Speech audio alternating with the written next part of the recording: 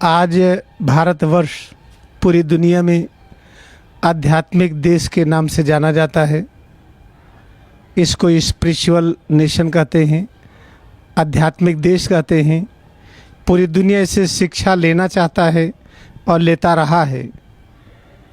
लेकिन यहाँ पर कुछ ऐसा हुआ, जमींदारी प्रथा से लेकर के आज तक लोग पैसे के बल पर, धन के बल पर, शक्तियों के बल पर ऐसा कुछ नियम बनाते हैं जिसे जमींदारों की तरह रह सके।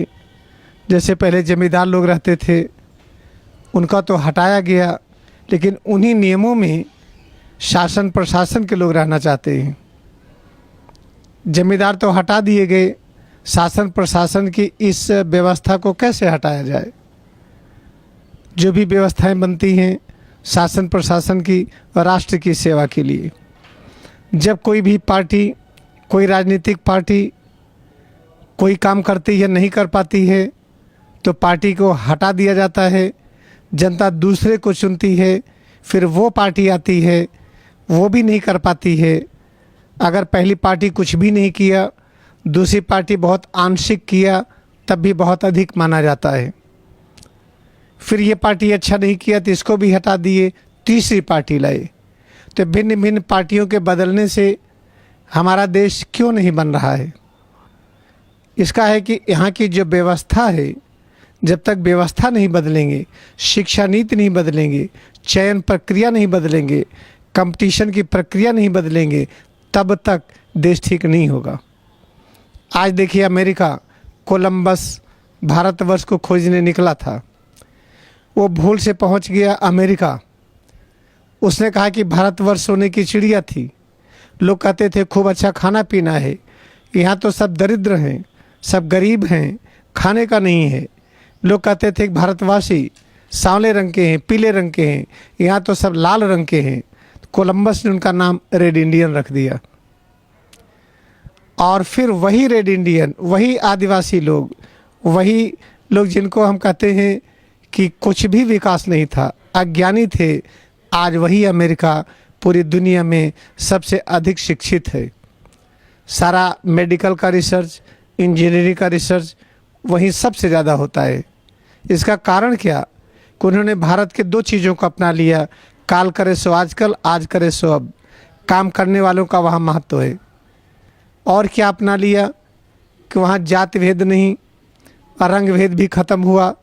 ओबामा वहाँ के प्रेसिडेंट बनाए गए, जो कि सांवले रंग के हैं, ब्राउन स्किन कहे जाते हैं। अंग्रेज़ों ने उनको स्वीकार किया। अमेरिका के एक ही लक्ष्य कि हम कैसे आगे बढ़ें। आज ये चारों तरफ आता है कि दो देश एक दूसरे से संधि करते हैं। उसका आधार होता है इकॉनमी, व्यापार, बिजनेस। ये संधि करने की आवश्यकता है कि दो देश को अच्छे नियमों में कौन रह रहे हैं, अच्छे नियमावली की भी संधि हो और वैज्ञानिक तकनीकी की संधि हो। इकॉनमी तो मानव का गुलाम है। आप अच्छे व्यक्ति हो जाएं, टेक्निकल एक्सपर्ट हो जाएं, तो धन आपके पीछे है। धन के पीछे मानव नहीं चलता है, मानव के पीछे धन चलता है। भारत में जो धन कहा जाता था वो आत्मधन, षट संपत्ति, दम, सम, तितिक्षा, उपरति, श्रद्धा, समाधान।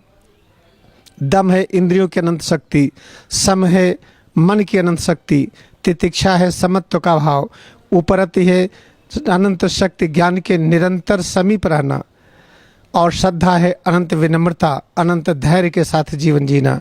ये 5 प्रकार की जिसके पास शक्तियाँ हैं उसको समाधान मिलता है, हर चीज़ें उसको मिल जाती हैं। इसको सप्त धन कहा जाता है, षट संपत्ति कही जाती है। जब ये धन चला जाता है तो कहते हैं निधन हो गया। तो धन यहाँ पर पैसे कौड़ी को कहा ही नहीं जाता है, ये तो मानव का गुलाम है। आज देखिए, मानव ने आविष्कार किया, ये सब आविष्कार मानव का गुलाम है। अपने भारतवर्ष में अब व्यवस्था परिवर्तन होना चाहिए।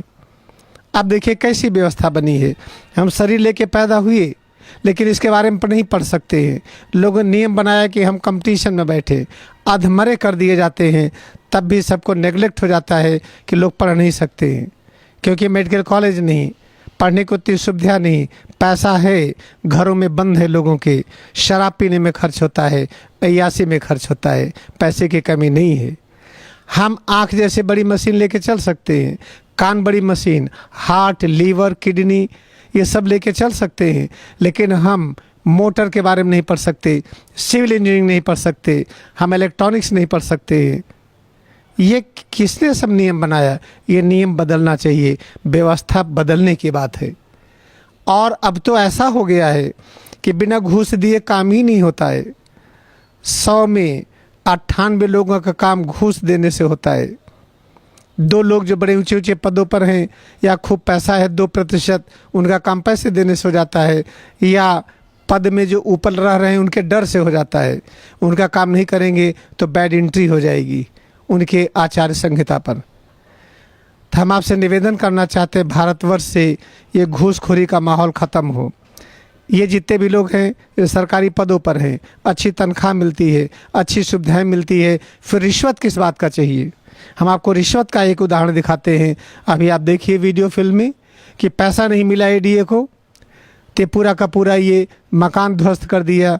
जिस मकान पर स्टे था, सिविल जज का स्टे था, किसी भी कोर्ट का गिराने का ऑर्डर नहीं था। न दिखा पाए, न इनके पास है, न दिखा पाएंगे। बस हाथ पैर जोड़ रहे लोगों से कि मुख्यमंत्री तक की कोई बात न कह दे, उनसे कोई हमारी शिकायत न कह दे। ऐसा हाथ जोड़ करके AK सिंह सबसे विनती कर रहे हैं और हमसे फ़ोन करके कहते हैं कि आप लोगों की, युवा लोगों की जितनी शक्ति हो आप लड़िए। हम चाहते हैं कि आप इस वीडियो फिल्म को देखें, फिर हम आपको बताते हैं।